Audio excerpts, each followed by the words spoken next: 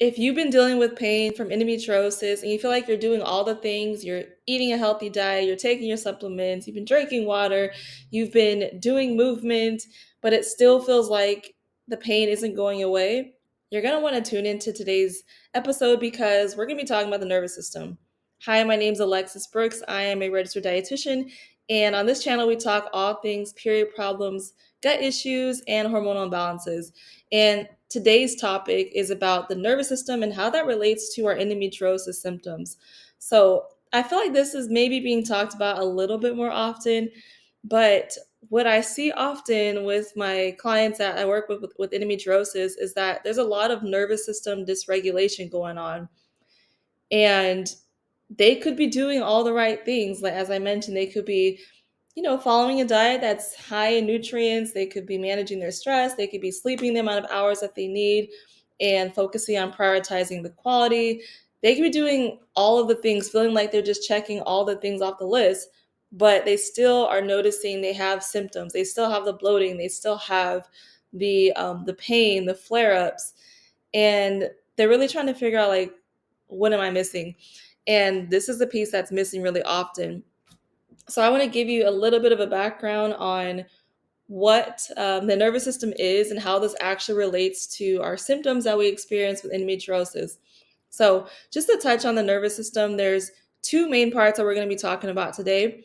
So we've got our sympathetic nervous system. We also got our parasympathetic nervous system. The sympathetic is, think of it as like the fight or flight. So that's when we are stressed out. For example, if we have chronic stress, we're probably more in this space in the sympathetic nervous system. And it's not that it's bad to be in the sympathetic nervous system. This is actually a protection mechanism for us. So if we're in an emergency or we have to, as it's stated, like fight or flight, if we have to do any of those things, it's really helpful.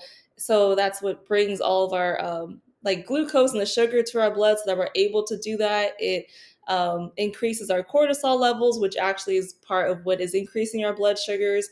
And it puts us in a state where we're really vigilant. We're able to act really quickly. So it's helpful. It is protective.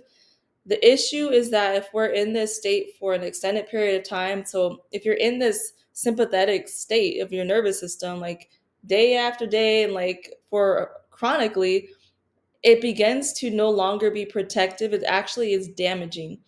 So it's definitely like one way to throw off our hormones all the way off, because I mentioned a couple of hormones that are brought up. So like cortisol is brought up as one, like our stress hormone, and our blood sugars can go up and all sorts of things can be going on at that time. But it also creates a lot of inflammation. Cortisol is actually meant to help. It does increase inflammation. It's meant to help repair tissues and any kind of damage that's going on. But as I mentioned, when that's happening for an extended period of time, it's no longer repairing, it's actually damaging tissue. It's creating a lot of oxidative stress, which does damage our cells.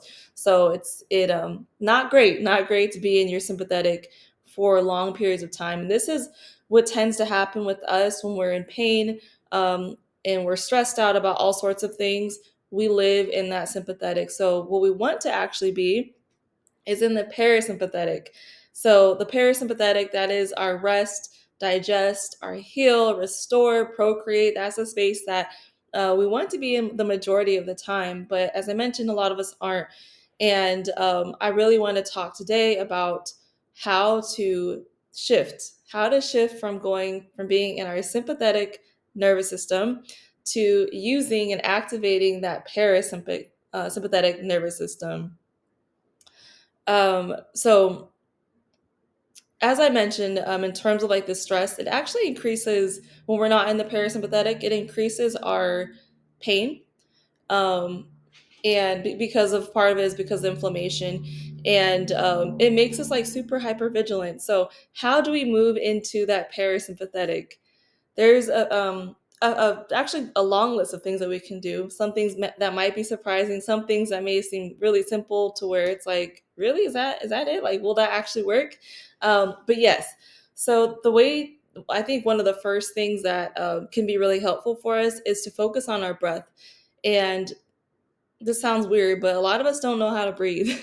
A lot of us don't breathe correctly, and it could be because we're in such a like a hyper vigilant state, right? Where our breathing is like really short and it's shallow, but we really want our breath to be deep and long. So that's one of the first things that you can do is to lengthen your breath, to make it longer, to make it deeper, and to make sure that you're specifically breathing from your diaphragm, not from your chest. So if you were to put your hands on your chest, hands on your belly, when you inhale, you should notice that your hand that's on your belly, it should rise. So when we're inhaling, we're breathing, it shouldn't be like a this sort of thing. It should actually be coming from our belly. So focusing on breathing from your belly.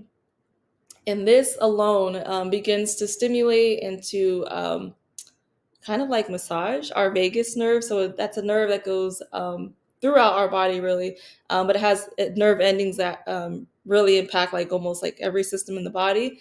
But the vagus nerve specifically, when it's stimulated, it does help us to get into that parasympathetic. It helps us to calm. It helps us to get into that rest, that digest, all that good stuff. So that is one way to focus on that diaphragmatic or belly breathing, which we can do that anywhere. You could do it when you are in traffic, when you're driving, when you're eating a meal. Before you eat a meal is a great time to do it. At any point when you feel like maybe your heart is starting to race, you're kind of getting stressed out about something, or maybe when you're in a flare.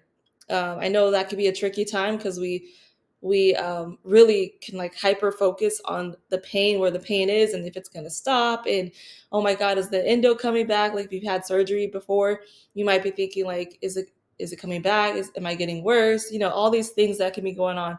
But in those moments, a great tool to use is your breath. Okay, so that's one of the first things that we could do. Another thing that we can do to stimulate the parasympathetic is to have gentle movement that's really restorative. So, yoga is a great one that we can do. If you're new to yoga, even doing something like child's pose, which is just look it up. I won't do a demonstration right now, but it's like one of the most simple restorative poses that we can do in yoga.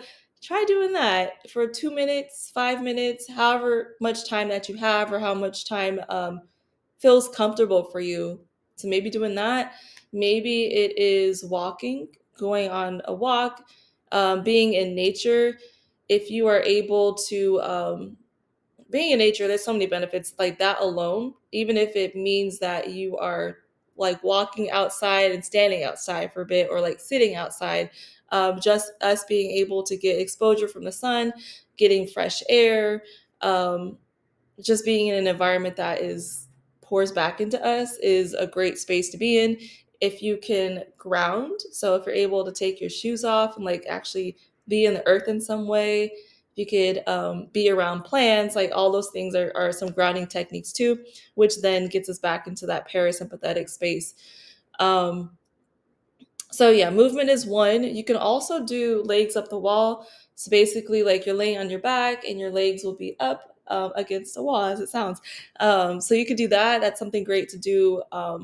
Actually, really at any point, but maybe the most practical could be like before going to bed, which is also really helpful for your lymphatic drainage, and it helps with circulation.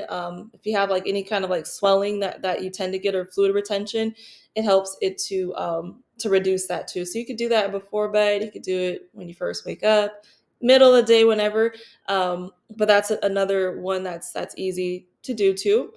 But yeah, in general, getting movement is great because it provides us with endorphins, right? We're going to produce those endorphins, which are natural painkillers. So it can help us to reduce our pain, that alone, and then also like moving into the different part of our nervous system, which can reduce our pain too. Um, when our nervous system is like fired up, when the sympathetic nervous system is fired up, it not only increases like the cortisol that I mentioned, and like our blood sugars to get us going, it also affects our digestion. So it takes the blood away from our digestive system, and really like some of the parts of our body that can stand to like be on hold for a little bit, which is like one of them is the digestion. It begins to take the blood and the nutrients away from those areas. So if we're in that state when we're eating, we can end up with the endobelly. We can end up with the bloating, the diarrhea, the constipation, because digestion is not a priority when we are on the run. When we're in fight or flight, we don't really need to digest. We don't need to eat. We don't like that's something that can be off to the side. And we also don't need to procreate. We don't need to make more of us if it's not even safe for us. So that also is a space that being in that space also can affect our fertility. So we want to make sure that our body feels safe. This is essentially what we're doing when we talk about regulating the nervous system, moving into the parasympathetic, is we're allowing the body to feel safe enough to where it's like, okay, I don't have to be running anymore. I can now rest. I can now digest whatever is given to me, and I can be in a healing state. So I want to throw that out there. Um, if you're in pain, there's heat therapy too. So, like using a hot water bottle or using a heating pad. There are there are some brands that have like portable heating pads too, which are great. Like if you're on the go, if you're having to go to work, or just different environments where you can't actually have like the full on heating pad, those are great too. Um, Something that could be really gentle and relaxing too is you can do one of two things: taking a bath. So, specifically one with Epsom salt. So, the magnesium helps us to one, we do absorb some of that magnesium, which is great, but magnesium is really calming for the body.